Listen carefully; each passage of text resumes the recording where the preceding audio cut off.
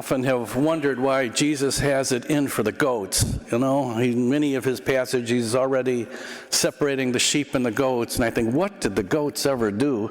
They're always the condemned, being sent to the eternal flames. What did these goats do?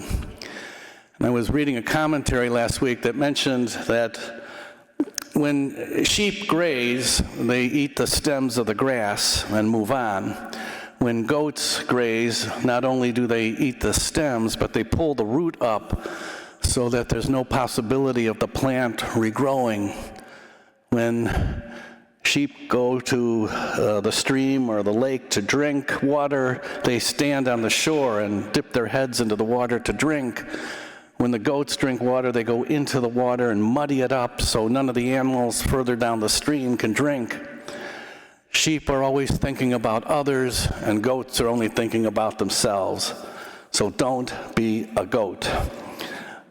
The scriptures today are kind of wonderful, really, for this first Monday of our Lenten journey, because they call us to an awareness of this larger world that we live in, and that one of the graces of the Lenten journey, as we in these early days begin to set the patterns of Lent, is to think of two aspects of our life, two aspects that are spoken of in our first reading this morning, taken from the book of Leviticus. This passage is often called the Holiness Code. How do we grow in holiness? And the book of Leviticus tells us there are two ways we grow in holiness. One is a vertical way and one is a horizontal way. Vertically, we are invited to reflect on our relationship with the Lord. How am I deepening my relationship to the Lord through prayer? How do I deepen my dependence on the Lord? How do I separate the forces that distract my faith in the Lord, my relationship with the Lord? And the other is horizontal. How am I aware of the relationships in my life? How do I try to challenge myself to be more honest, to be more generous, to be less judgmental, to be kinder, to be more merciful? That as we grow both horizontally and vertically as a person of faith, the witness to the Lord becomes evident to others. And it's manifested in our care for those who are hungry and thirsty. It comes in that awareness when we think of those who are alone or marginalized.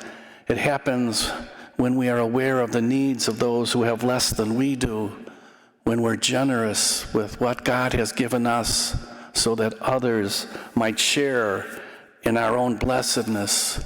How good are we as stewards of what God has given us?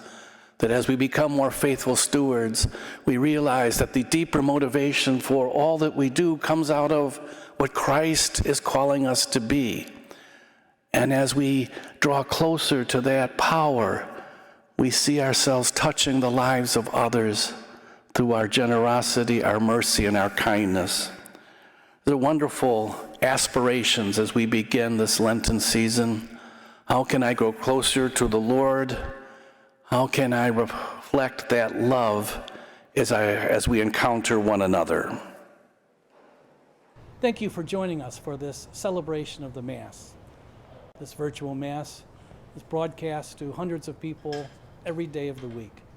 Over 100 years ago, the very first celebrations of the Mass took place on the second floor of the Glenview Public House.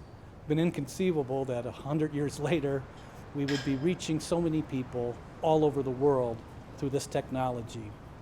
If you'd like to support the ongoing broadcasts of OLPH's Masses, please go to our website, go to Give Central, and you'd be able to support the ongoing outreach of this virtual ministry. Thank you for your support. Most of all, thank you for joining us in prayer. God bless you.